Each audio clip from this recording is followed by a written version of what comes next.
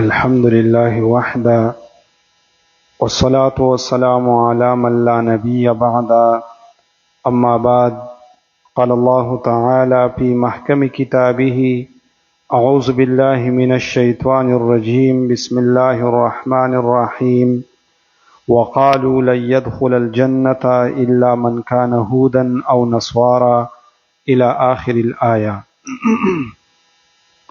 رونو الله تعالی په دې آیاتونو کې د یهودو او د نصاراو د هغوی یو بل قباحت ذکر کوي چې هغه عناد دی او ضد دی.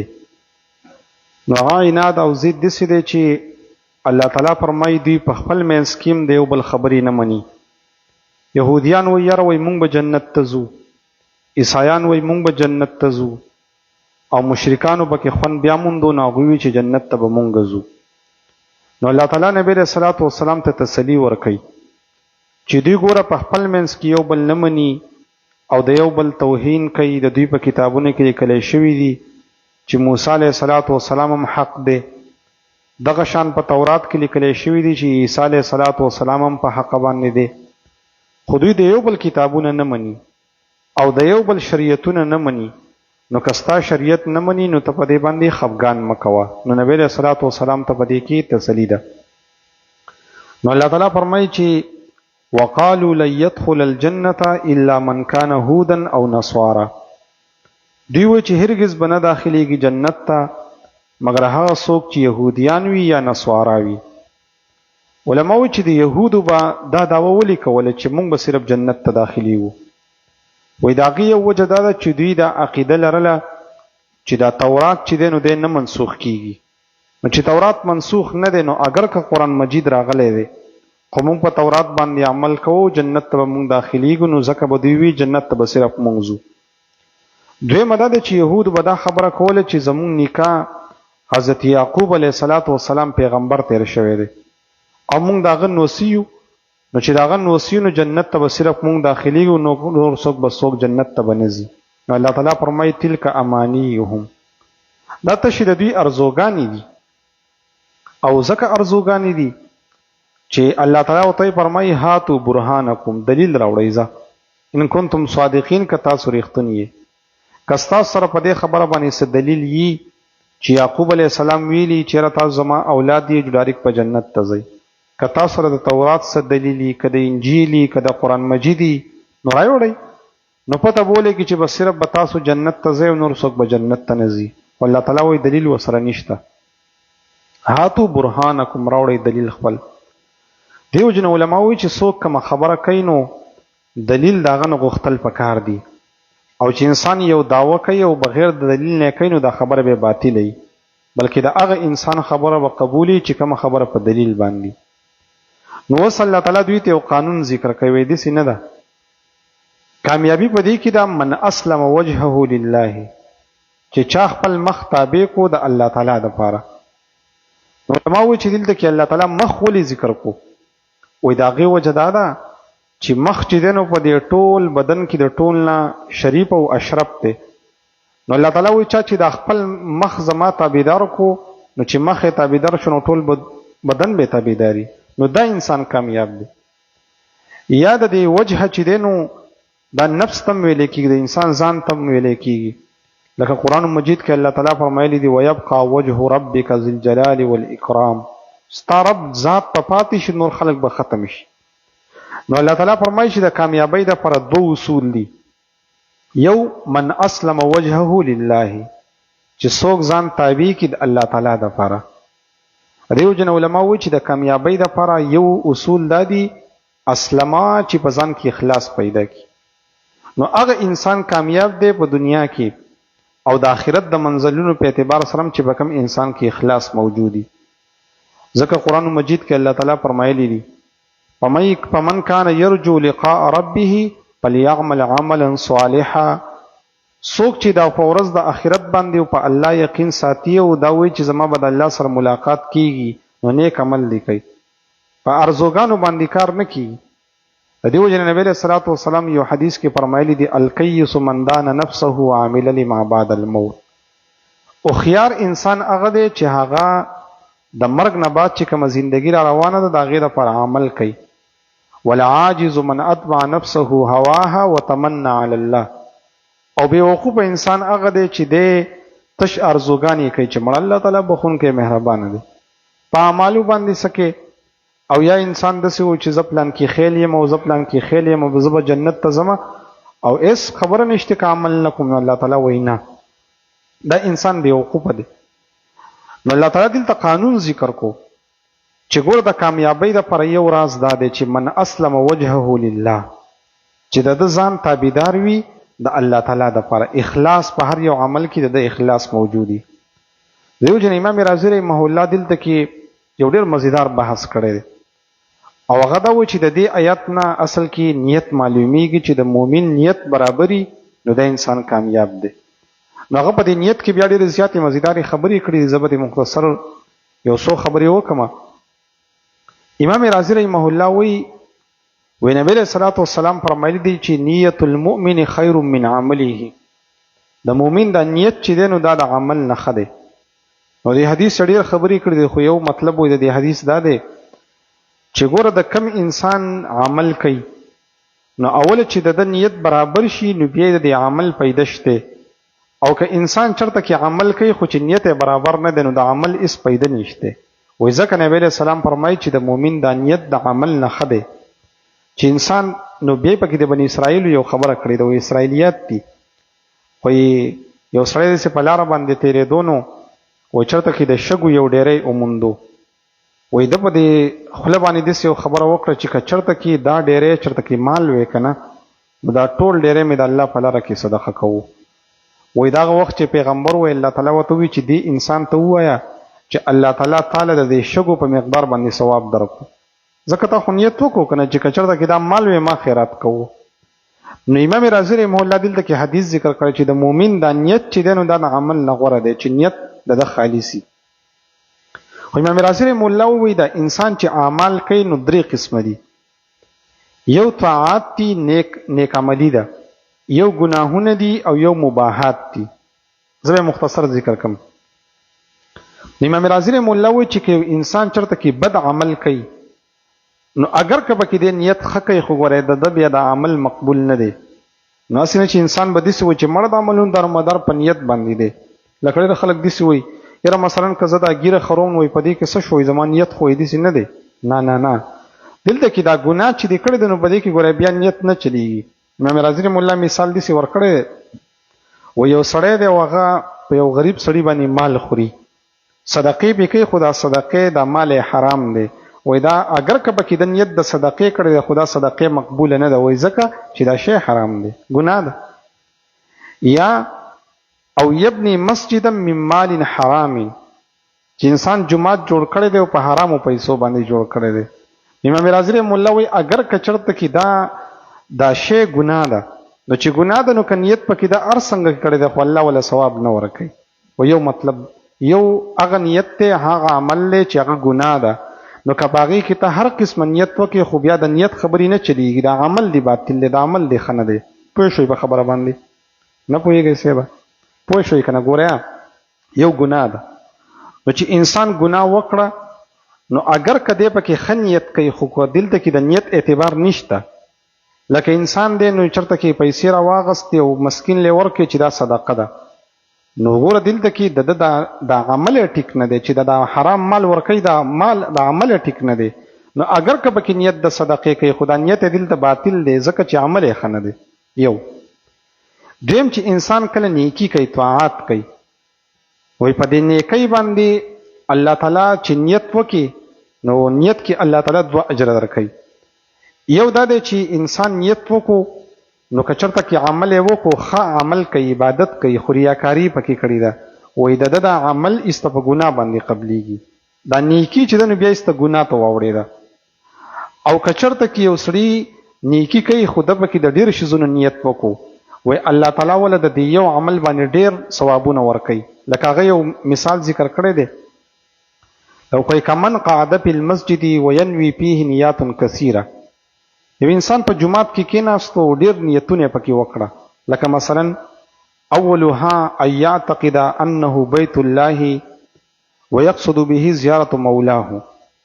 انسان په جمعات کې ناست دی او د نیت وکړو چې دا د الله تعالی کور دی او د الله تعالی په کور کې چې ناست نو داسې لکه د الله تعالی سره چې ملاقات کې. ځکه وایي حدیث کې راغلی دي چې من قعد فی المسجد فقد زار الله.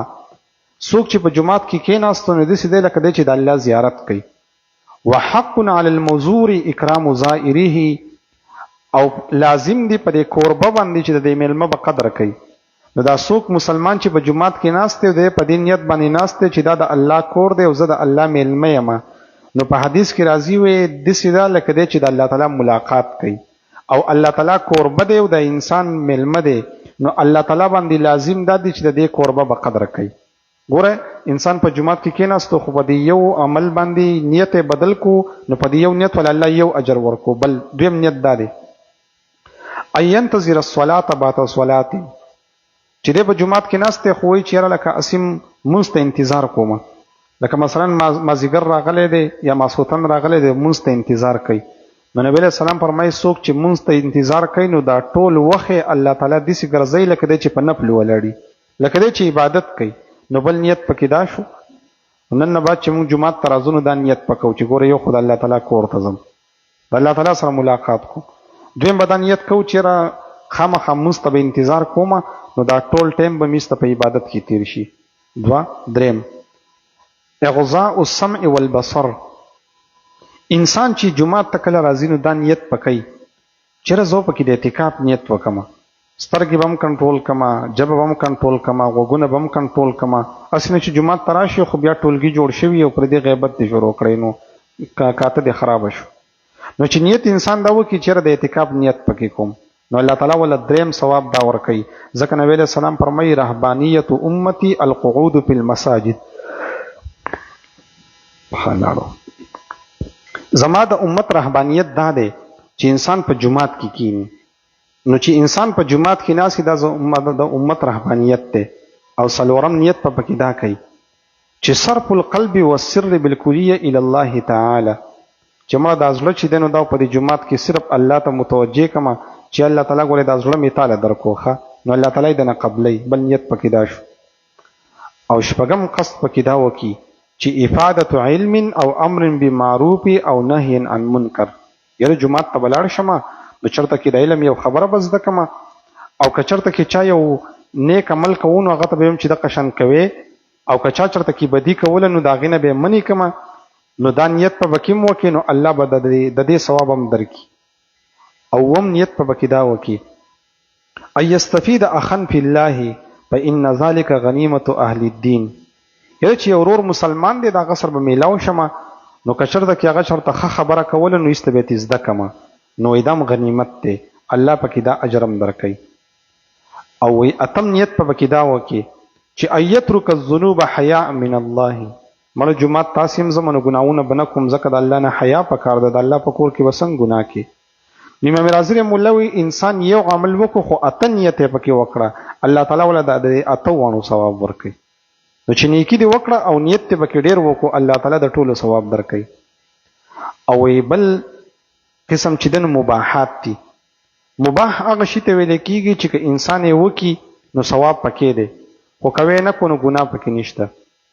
لکه یو حدیث ذکر کړی دی وایي که چېرته کې چا نیت دا وکړو چې من تطیب لله جاء یوم القیامة وریحه اطیب من ریح المسک. عجیبه خبره ده. انسان خوشبو ولګوله، یې په خپله ولګو یې بل مسلمان له ولګوله، خو دا نیت یې پکې وکړو چې د الله تعالی د رضا دپاره، ځکه د پیغمبر علیه السلام خوشبو خوښه ده. وایي الله تعالی چې د قیامت په ورځ باندې دا انسان راشي نو وایي د ده د وجود نه به د مسکو بوی خیږي، د مشکو بوی به ترې خیږي، مزیداره خوشبو د هغې بوی به ترې خیږي. خو که چېرته کې انسان دا خوشبو ولګوله په خپله یا بل انسان لی ولګوله خو د الله د رضا دپاره یې ونه لګوله. څه مطلب؟ دا نیت یې پکې وکړو چې خوشبو یې ولګوله خو چې خلک ووایي چې لکه د قیامتي خوشبو یې لګولې ده. ښه وایي د قیامت په ورځ باندې به راشي او د ده د جسم نه به د مردارې بوی خیږي. اوس ګوره دلته کې نیت خبره ده چې انسان داسې یو عمل دی چې که دې وکړو نو نیکي ده، که دې ونه کړو ګناه نشته، خو چې نیت دې پکې بدل کړو چې شی خراب شو. نو ګوره دلته کې امام رازی رحمه الله داسې یو تحقیق کړی دی چې د هر شیز په دې کې وکړي چې تاسو پرې پوه شوي یئ. او الله تعالی دې له ډېر زیات اجر ورکړي. دا ډېر زیات کمال کړی دی. د اصل کې چې و د امام رازي رحمه الله امام فخر الدین الرازي د اوله کې چې و نو د ذهن کار نه کو په زمانه طالب علمۍ کې، خو ده به محنت کوو ډېر زیات. و یو ځل دی وده و نو په دې خوب کې ورته چا وي چې راځه تا ته یو سړی اواز کوي. وایي ده ورته په دې خوب کې وي چې زما ذهن کمزوری دی، زه د چا خبرو ته جوړ نه یم، نه چکرو ته جوړ یم، زه خپل کتاب ګورم، ذهن مې هسې کار نه کوي. وایي هغه پسې بیا راغی چې اواز کوي ده ته. وایي ده ورته بیا په دې خوب کې وي چې یاره زما ذهن کمزوری دی او زه چکرو ته جوړ نه یم او خپل سبق وایم. وایي په درېیم ځل ورته هغه په دې خوب کې وي چې پیغمبر علیه السلام درته اواز کوي. وایي دی په دې خوب کې ایسته ورغی. چې ورغی وایي نبي علیه السلام ورته داسې خندلې چې زه تا ته اواز کوم ته ولې نه راځي؟ وایي چې د الله رسوله بس ذهن مې کار نه کوي. وایي نبي علیه السلام ورته چې خپله اوازه کړه، خپلې لاړې مبارکې ورته پورې کړې. چې پوره کې امام رازي چې سهار راپاڅېد او کلاس ته لاړو، استاد چې به خبره کوله امام رازي به وایي دا داسې ده دا داسې ده. هغه ورته یې صاحبه دا ستا خبرې نه دي، صفا خبره کول څه چل شوی دی؟ او ورته یې دقه شان بېګا نبي علیه السلام هله په خوله کې لاړې اچولې. بس وایي دقه کمال دی. بیا ته الله تعالی داسې شخصیت جوړ کړو. نو اوس په باب د تفسیر کې د تقریبا یو 14 جلد د قرآن مجید په دې تفسیر لیکلی دي. خو دې چې کوم کتاب ولیکي که نه نو لکه زما غونته کې ملا په دې پوهېږي هم نه، دی داسې کتاب لیکي منطقي دی، سخت منطقي، داسې خبرې کوي چې په یو شیز کې ورننوځي. دا د پیغمبر علیه الصلاة والسلام د لاړو مبارک هغه برکت دی چې هغه الله تعالی ول بیا دومره علم ورکو. او د دومره کتابونه لیکلي دي چېرته کې وخت په راشي دی یو فهرست پته ذکر کوم چې څومره کار د کړی انسان ورته حیران شي. دا د نبي علیه الصلاة والسلام دغه لعاب مبارکو دغه لاړو مبارکو برکت دی. امام رازي رحمه الله دلته کې به د نیت باندې ډېر عجیبه تحقیق کړی دی. نور هم ډېرې خبرې کړي خو ستاسو ذهن کې به رانه شي. نو دلته کې الله تعالی وایي چې په دې کار نه کېږي چې یو سړی وایي چې زه مثلا یهودي یم او یو سړی وایي چې زه نصراني یم. نه، من اسلم وجهه لله، چې عمل کوي د الله تعالی د رضا دپاره. دویم وهو محسن، چې دی احسان کوونکی. د دې مطلب دا دی چې احسان کوي. احسان یو په عبادت کې دی او یو په معاملاتو کې دی. په عبادت کې احسان دې ته ویل کېږي چې انسان عبادت د الله تعالی داسې کوي لکه ته چې الله ته ګوري، او که داسې نه شي نو چې الله ته ګوري، دې ته ویل کېږي احسان. او په معاملاتو کې احسان دې ته ویل کېږي چې څه د خپل ځان لپاره خوښې یا به د مسلمان لپاره خوښې، نو بیا ته کامیابي. اوس تاسو څه خیال دی؟ اکثر مونږ په دې کې پیل یو که نه؟ من اسلم وجهه لله، عمل هغه انسان کامیاب دی چې عمل یې د الله د رضا دپاره وي. یقین وکړئ مونږ چې دا خوشبو لګو، مونږ پکې چېرته دا نیت کړی دی چې دا سنت دي، خو مونږ وایي قیمتي خوشبو ده چې خلک رانه تپوس وکړي چې لکه ګورئ دا خو ډېره مزیداره ده. نو داسې به نه کوو. من اسلم وجهه لله، هغه انسان کامیاب دی چې عمل د الله د رضا دپاره کوي. وهو محسن، او چې دی احسان کوونکی. نو په دې عبادت کې خو به بیا هم صحیح کوو، خو په معاملاتو کې مونږ داسې کوو چې د خپل ځان دپاره څه خوښو، د بل مسلمان دپاره هغه خوښو، چېرته یې خوښو. نو مونږ به کوشش کوو چې په دې قرآن باندې به خپله زندګي بدلو. چې قرآن مجید وایي چې دا کار به کوو نو کوو به، چې وایي چې مې کوو نو نه به کوو. نورونو په نن به قصد دا کوو چې په ځان کې به یو اخلاص پیدا کوو، او بل چې دی نو ضرور مسلمان دپاره به هغه خبره خوښو چې څه د ځان دپاره خوښو، نو بیا به مونږ کامیاب یو. نو الله تعالی فرمایي ولا خوف علیهم ولا یحزنون، چا چې دا کار وکړو نو نه به بیری چې آینده کې به زما سره څه کېږي. ولا هم یحزنون، او په دنیا کې چې ته څه پاتې کېږي پای پسې به خپم نه. نو دا الله تعالی په دې آیات کې د یهودو د نصاراو دا خبره رد کړه چې کامیابي په دې کې نه ده. نو امام رازي رحمه الله دلته ډېر عجیبه خبره بله کړې ده. وایي زمونږ په مسلمانانو کې هم دا بیماري ده چې هر انسان چې دی نو کامیابي په دې کې ګڼي چې لکه زه د پلانکي خاندان یم، زه د پلانکي خاندان یم، مونږ مثلا سیدان یو، مونږ مثلا پلانکي یو، مونږ پلانکي یو. امام رازي رحمه الله وایي په دې باندې یوازې کار نه کېږي، بلکې الله ختمه کړه چې هغه انسان کامیاب دی چې عمل د الله د رضا دپاره دی، او هغه انسان ناکامه دی چې د ریاکار دی. نو نن زمونږ هم دا کار دی چې مونږ ځان په ګروپونو کې تقسیم کړی دی. څوک وایي چې لکه څوک حنفیت ته راغی که نه نو دا احناف په حق باندې دي، په نور ټول خلک باطل دي. دغه شانته کې بیا په احنافو کې د دنیا ګروپونه دي، څوک دیوبندیان دي، څوک پنځپیریان دي، څوک بریلیان دي، څوک اهل حدیث دي، او هر سړی وایي چې زه ښه یم او زه جنتي یم او دا بل جهنمي دی. بیا په دې دیوبندیانو کې دنیا ګروپونه دي، څوک چې دن یو طرف پالټۍ والا دي، څوک بل پالټۍ والا دي، د دنیا تقسیم شوي دي او هر انسان وایي چې بس زه جنتی یم او دا بل چې دی دی جهنمي دی. دا خبره غلطه ده. ګوره هر هغه انسان څوک هم چېرته په دعوه سره دا نشي ویلی چې زما عقیده بالکل ټیک ده، زه به جنت ته ځم او دا نور چې دی دوی به جهنم ته ځي. دا والله بالله چې دا خلک دا په فضول باندې اخته دي چې لکه زه صرف په حق یم دا نور خلک باطل دي. نه، دا ګارنټي د چا سره نشته او نه په دې په یو خاص تنظیم کې کامیابي شته چې د پلانکي تنظیم سره یې جو ته کامیابي او چې د سره نه یې ته ناکامه که پلانټۍ پارټۍ کې وي جو ته کامیابي او که نه جو بیا ته ناکامه نه. داسې نه ده. یو انسان به چې دی نو هغه په مذهبي پارټۍ کې هم نه وي خو د هغه عقیده به برابري، د هغه په عمل کې به اخلاص وي، نو دا انسان کامیاب دی. او یو انسان دی چې نو هغه به ښه پټکۍ هم ولی او سپینې جامې به هم اغوستي خو چې په عمل کې ریاکاري نو دی برباد دی.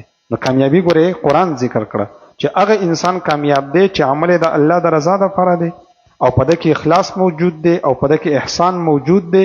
دا انسان کامیاب دی. او که چا کې دا نه و نو ګوره په ډلو په ټپلو په تنظیمونو په خاندانونو په دې کې ګوره کامیابي پکې نشته.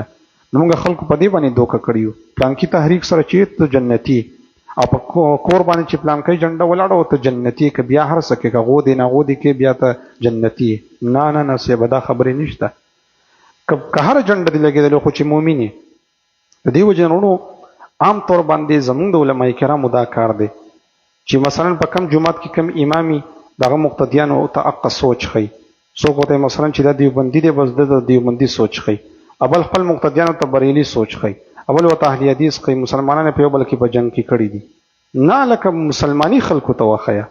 د دې وجې نه زه څه پاګل نه یم. اکثر موږ ته خلک وایي یاره وایي د پلانکي سره شه د پلانکي سره شه وایي ګوره سبا به دې په تاڼه تحصیل کې کار راشي چېرته کې پیپ په دې پکار وي بیا به څه کوې. موږ وایي زه خو دې تلاس شته دی او په تاڼه کې زموږ څه کار دی چې تاڼې ته ځو. نو موږ وایو چې نه موږ خلک اسلام ته رابولو مسلمانۍ ته. د الله په فضل سره زموږ په بیان کې به چې دن یو طرف ته تله موږ نه درنو چې یاره دې طرف ته حق دی او دې طرف ته باطل دي. نه، اسلام ته خلک راوبله، مسلمانۍ ته راوبله. تاسو ټول چې ناست یې نو څوک به د یو چا سره تعلق ساتئ چا به د بل سره. تاسو ټول مسلمانان یې، تاسو ټول به انشاءالله جنت ته ځئ او که مونږ الله تعالی وغوښته نو موږ هم جنت ته ځو.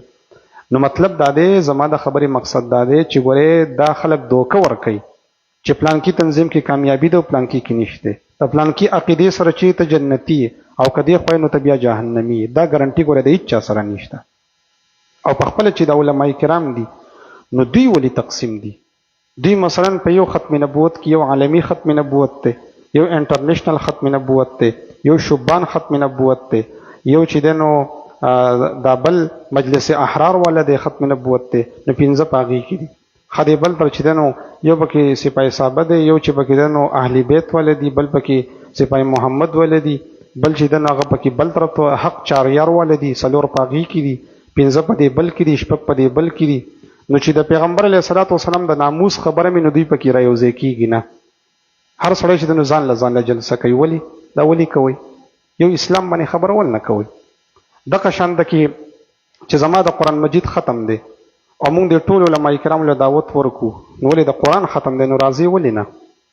او ستا هغه چې دی نو زه ول نه درځم نو ولې د عوامو په دې سترګو کې دا شګې اچوئ چې ته ورته چې دا شی کامیاب دی او دا شی ناکام دی؟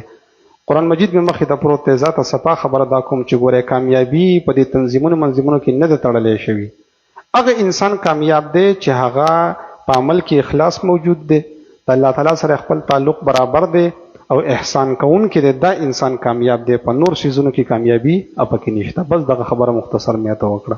نو الله تعالی دلته کې دا فرمایي وقالو او وایي دوی لن يدخل الجنة هرگز به داخل نشي جنت ته الا من کان هودا مگر هغه څوک چې یهودي وي او نصارا یا نصرانا وي.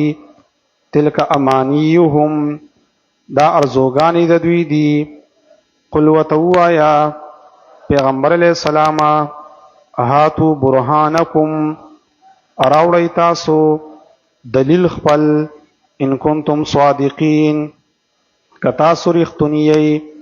بلا من اسلم بلکې چا چې تابع کو وجهه لله خپل ځان د الله تعالی د پاره وهو محسن او د احسان کوونکی وو فله اجره نو د اجر عند ربه د رب سره دی ولا خوف علیهم نبیر پدوی باندې ولا هم يحزنون او نبدوی غمجن شي وقالت اليهود او وای یهودیان لیست النصارى ندی نصارى على شيء پس دین باندې وقالت النصارى او وای نصارى لیست اليهود ندی یهودیان على شيء پس دین باندې وهم یتلون الكتاب او دی لولی کتاب